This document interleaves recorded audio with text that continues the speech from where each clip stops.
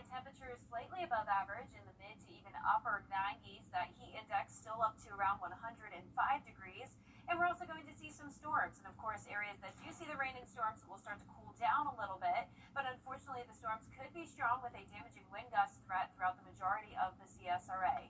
I'll have more details with a look at your futurecast coming up tonight on News Channel 6 at 10 on MeTV.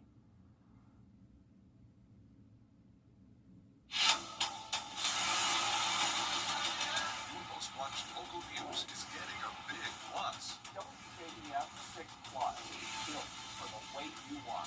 The CSRA's trusted news source, now on demand. Live by First 6 weather when it matters most. Stream it anytime, anywhere. Plus, it's totally free. No subscription required.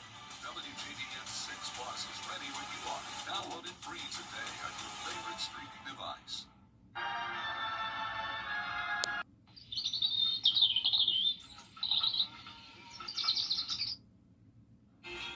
Now at 10, cell phone ban a policy in South Carolina schools. How teachers are already seeing change straight ahead.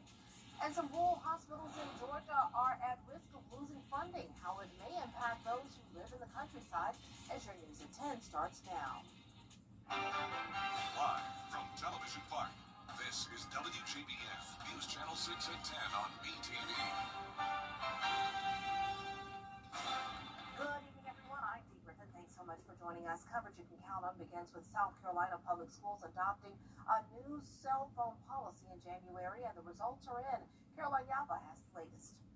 After just one semester of no phones in public schools, teachers believe students are more engaged and less distracted. This shouldn't be a surprise. This was a common sense policy that was well overdue. A new survey from the South Carolina Department of Education shows over 90% of teachers who filled out the survey say their students were focusing more on instruction since the program was put in place. Their students are able to focus on learning during the school day. They also perceive that they're less likely to see other specific behaviors as student conduct issues in their school. Teachers and students are seeing the results that they want to see. They're seeing students spending more time on tasks. They're seeing less disruptions in their classroom. Teachers say phones were causing daily distractions and cutting into learning time. The disrespect of teachers. So whether it was students texting things back and forth about teachers, even the disrespect of teachers has gone down just with this cell phone. For some people, the concerns were with safety, and if there was an emergency, will their child be able to access a phone? But every school has a different policy. Some schools, you have to leave your phone in the locker. Others let students leave them in their backpack. God forbid, if there was an emergency, they could pull it out. Now, I'm going to tell you as a teacher that they're actually less safe if they pull out that cell phone. And local law enforcement will tell you the same thing. I don't know why students can't just put their phone in a box at the front of the classroom and pick it up on the way out the door. The phone is still there if they need it for an emergency, but they're not going to be distracted by the cell phone during instruction time. Holden says they are figuring out how to create a follow-up survey to get feedback from students as well.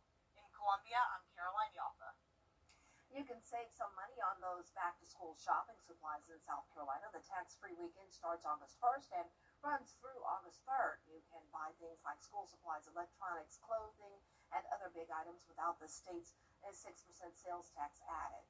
Don't know how much computers cost, how much it is to retool that wardrobe or a new pair of shoes. So this is a great opportunity to make those purchases without having to pay sales tax or local tax.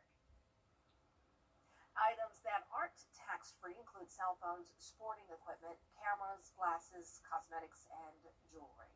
Well, despite the summer heat, school buses were back on the road today in Aiken County. They pulled up to North Augusta High School around 7:45 this morning. Our cameras were rolling as the students arrived, kicking off a new school year. New this year, the state cell phone policy. They want to make sure that policy is in place, and they're working to improve communication with parents. We want to continue building trust with our families and improving communication. We know that our students sometimes are a little older, sometimes they're driving, sometimes they're working, but that doesn't mean their parents will be any less informed. We will keep them just as informed as we would any kid in elementary or middle school. Parents can stay connected with their child's school and teacher through the district's app. Well, it's time for a first look at our forecast with chief meteorologist Jennifer Tronti, who is joining us now, and things look pretty clear right now. Oh, green just popped up as Spoke too Yeah. soon. Yeah, well, we had some showers earlier, Dean. Now it is completely dry. So all of that rain you're seeing was just around an hour ago. And the storms that we had earlier have definitely faded. So we are going to keep it dry tonight. And it's looking good here on our Terry Lambert Hyundai Skyview cam over at Augusta Regional Airport. For our almanac today, you can see that Augusta picked up just a tenth of an inch of rain. We had a low of 75, a few degrees above average, and then also a few degrees above average with a high of 98 this afternoon. So it was a hot and humid day with temperatures currently in the upper 70s through mid 80s. Still at 85 in Evans and McCormick at the 10 o'clock hour, 81 in Wrightsville, 84 in Edgefield, Waynesboro, you're at 78 degrees, and that heat index is still up to 94 in McCormick and Lincolnton, 96 in Saluda. So north of I-20 is where we've had the most extreme heat today, where they stayed dry. Now tomorrow we'll still see a heat advisory for a few counties where the heat index will be up to 105. Even outside of that advisory, it will still be just as hot. Those counties just have a different criteria. Tomorrow morning we'll be in the mid to upper 70s, a dry start, but storms will be on the way again. I'll have more details coming up, but back to you, Dee. All right, thanks so much. A 4-year-old child is dead after an accidental drowning. It happened on July 15th at the Magnolia Valley Place subdivision in Evans. The child was taken to Doctors Hospital where he was pronounced dead on Saturday. No foul play is suspected. A new report shows 700 rural hospitals are in danger of closing across the United States. In Georgia, 20 hospitals are considered at risk and 9 are considered at immediate risk. The report shows the primary reason is due to the fact that it costs more to deliver care than what insurance companies will pay to cover those costs. If any of the rural hospitals close, residents in that area would have to travel longer distances to find care. You have hospitals that have limited surgical capabilities based on the doctors that they can lure to stay and work in that community. So the quality of health care isn't necessarily completely suffering because, again, patients can go to the regional facilities. But in an emergency situation, in a trauma situation, if those hospitals aren't there, people will die. Experts say if a hospital closes, it also impacts the economy in those communities. The chief executive officer of Washington County's Regional Medical Center released a statement about rural hospitals in Georgia and risk of closing. It reads in part, quote, there are several lists online and in the media, some of which indicate our hospital may be in danger of closing due to these cuts. While these reports may raise concern, we want to reassure you Washington County Regional Medical Center is financially solid and in no danger of closing, end of quote. You can read the full statement on our website, WJBF.com. Well, help is coming for Aiken neighbors frustrated by discolored water. The city is starting a major cleanup aimed at clearing out old pipes. Starting July 21st, which is today, crews will begin unidirectional flushing. Crews will work through 4 zones over the next several weeks. Phase 1 is flushing, followed by pipe replacement if problems persist. Zone 1 on the north side runs July 23rd through July 29th. I think economical for the taxpayers. It addresses those sediments and residue that's in the system. But then where there's persistent or stubborn instances of that, you can do your line replacement. You clean the older part. Basically, the downtown, the grid, the historic grid of the city is where the oldest water lines are. The water is safe to drink, they say, but you might see some discoloration. If it turns brown, just run your faucets for a few minutes to flush it out. An interactive map with the zone areas is online now, and the link is on our website.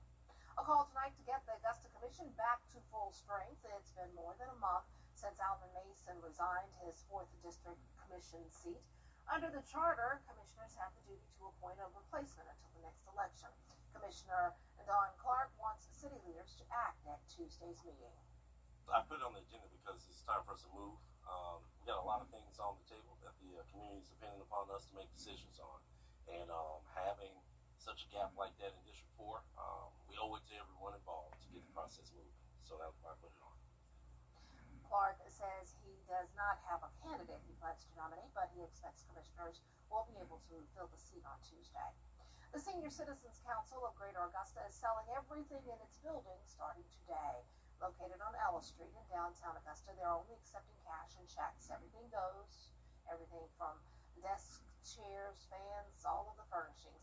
If the Senior Citizens Council gains funding to reopen, the executive director says she would find a way to get new items to replace what is being sold. The next sale date is Thursday from 10 a.m. until 4 p.m. at the Senior Citizens Council.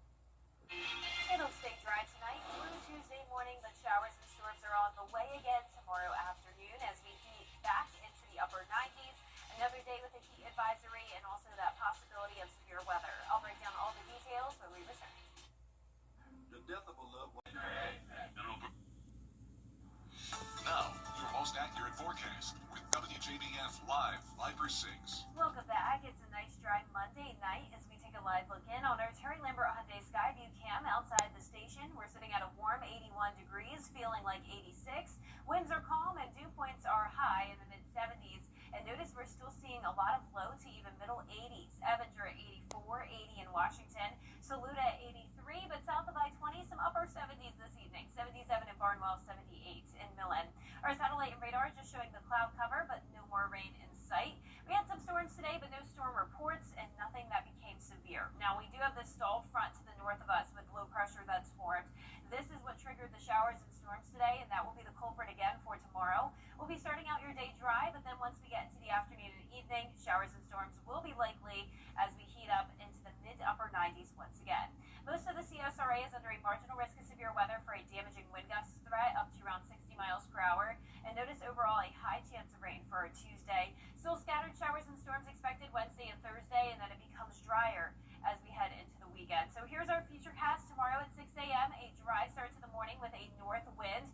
Then as we go into the afternoon, notice this front isn't going anywhere, and that's why those showers and storms will start to develop, and it looks like it will become widespread rain late Tuesday night. Now this low pressure will move down towards the Gulf Coast, and that means lower rain chances for us on Wednesday. I'm still expecting primarily our southwestern counties to get some rain, but the chance is definitely lower, and we're not expecting severe weather, at least at this time. Our futurecast closer to home now tomorrow at lunchtime, showing a dry start. So all of the morning will be dry. Once we get past noon, showers and storms develop, very isolated, but some heavy downpours possible at that time. Once again, gusty winds as well, maybe even some small pea-sized hail. So this is the case all the way through around 7 p.m. Then it looks like a lot of this will merge together and become a bit more widespread. But whenever the futurecast starts to look like this, that's indicating really no more severe weather potential. So I'd say prepare for severe weather between the hours of maybe 2 to 8 p.m. Other than that, just some rain. So overall, the threat is pretty low for tomorrow, but just like with any summertime day, always prepare for those storms to get strong, especially with lightning. So a high of 96 tomorrow, then we're down to the lower 90s Wednesday and Thursday. We shoot right back up to 98 though on Sunday, so it will be a very hot and humid weekend. But as for tonight, we're sitting a little bit above average in the middle 70s, muggy, and then for tomorrow, also a bit above average, seeing those temperatures between around 95 to 97 degrees. Now our 10-day forecast is showing the rain chances every single day, but we are going to be drier as we go into the weekend. A 20% chance of storms on Saturday, 30% on Sunday, back to 98 degrees, and a few storms in the forecast next week as well. Now we're about halfway through hurricane season, and meteorologist Miller Hyatt breaks down what we've seen so far and what we can expect moving forward. Miller Hyatt here with an update on the hurricane season, and so far it's been pretty quiet. We have checked off 3 names on our list here: Andrea, Barry, and Chantal. All of them have been tropical storms. Andrea was a fish storm, didn't impact land. Barry impacted Mexico and brought in some moisture into the United States, causing flooding. And then Chantal made landfall in South Carolina, bringing in a lot of flooding, especially in North Carolina. Now, the reason why it's been off to a slow start is because of a lot of wind shear tearing those systems apart, high pressure steering them towards the Pacific, and also some Saharan dust with a lot of dry air. Now, as we go towards August and September, we are expecting things to ramp up as we do approach the peak season, which is September 10th, and we're looking at an above average hurricane season still. But the good news is Colorado State University has lowered their number of storms. They're predicting now 16 from 17 earlier in the season. Hurricanes now down to 8, and major hurricanes down to 3. However, that is still slightly above the average, and it only takes 1 storm to make the hurricane season bad. Now I'll have more details on my blog on the forecast. You can find that on WJBF.com. Coming up, a look at the legacy of the late Malcolm Jamal Warner. Only sad story. Actor Malcolm Jamal Warner has died. He was known for bringing laughter as Theo Huxtable on The Cosby Show and much more. Tonight, tributes are pouring in. Eileen LaPalmer has more on the beloved actor.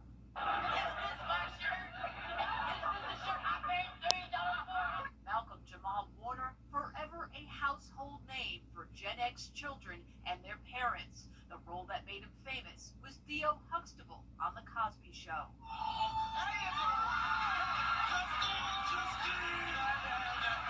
Warner, who was 54 years old, drowned while on vacation in Costa Rica. Authorities say he was swimming off a beach on the Caribbean coast when a strong current pulled him into deeper waters. Bystanders pulled him from the ocean, but it was too late. On social media, Warner's fellow actors are expressing shock, like Jamie Foxx, who wrote, "Speechless on this one. Rest in power, my brother." The NAACP posted Warner's photo and wrote, "Your legacy will continue to inspire."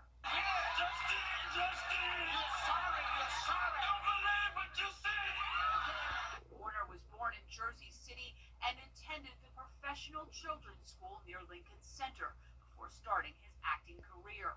In addition to acting, he was a poet and a musician, winning a Grammy in 2015. This is for those who look in the mirror and hide what they see. And in 2015, Warner said this when asked about success. It won't be until I'm 40, 50, 60 years old, having worked consistently as an actor and as a director, will I be able to look back on my career and say, I've been successful. Malcolm Jamal Warner, dead at 54.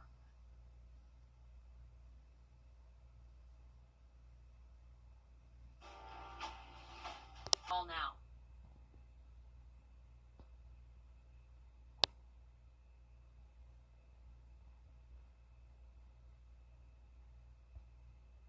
Well, last but not least, I guess I'm in the way here.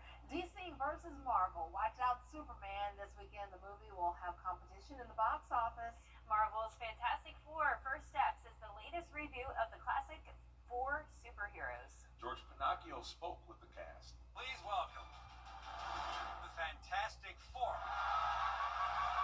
Pedro Pascal, Vanessa Kirby, Evan Moss-Backrack, and Joseph Quinn are the latest incarnation of the Fantastic Four. Pascal is Mr. Fantastic, and he told me this is the type of movie that got him excited about acting. I would love to have seen this movie as a kid. I feel like I saw this. I think seeing a movie like this as a kid in the theater is the reason that I'm here today. The four of us will face the danger. We will protect you. These four are superheroes, and that meant, of course, super costumes.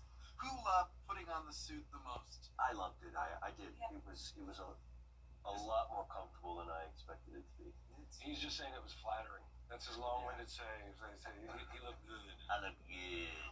Family is about connecting to something bigger than yourself. It's an interesting time for Kirby, whose on-screen character, Sue Storm, becomes a new mother, and Kirby herself is pregnant. You know, Sue taught me so much about motherhood, and these guys taught me so much about family and motherhood and new motherhood and parenthood. So we went on such a journey all together. So I'm really excited for the baby to grow up and feel that love, because I know these guys are going to be in my life forever. I mean, this poor kid has been hearing us go like talk joke for months now. For months. This kid is going to be an expert at press tours, I'll tell you. That's cool. Superman's going to be hard to beat. I saw that this weekend, and it's amazing. Oh, you saw it? Yes, I saw Superman. It's on my list. It's really good, so that's going to be hard to beat, but my son and I, we do want to see Fantastic Four. Absolutely. So. I haven't been to the movies in a whole year now. What? Time to go. The last movie I saw was very fitting. It was Twisters. Oh, okay, yeah, that's right. I remember when you saw Twisters. Yeah, just exactly a year ago now. Wow. So it's time to go back. Can't just go for weather movies only. It's time for you to go back to see a movie. Yeah. Well, our 10-day forecast is showing maybe some nice weather to go to the movies this weekend. That's if you don't like the heat, so you can escape it by going into the air condition, because we are going to be heating up to 98 again on Sunday. But before we get there, we have some pretty high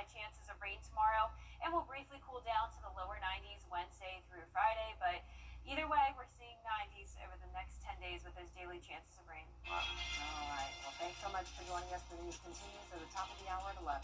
And Who Gets Heroes is here on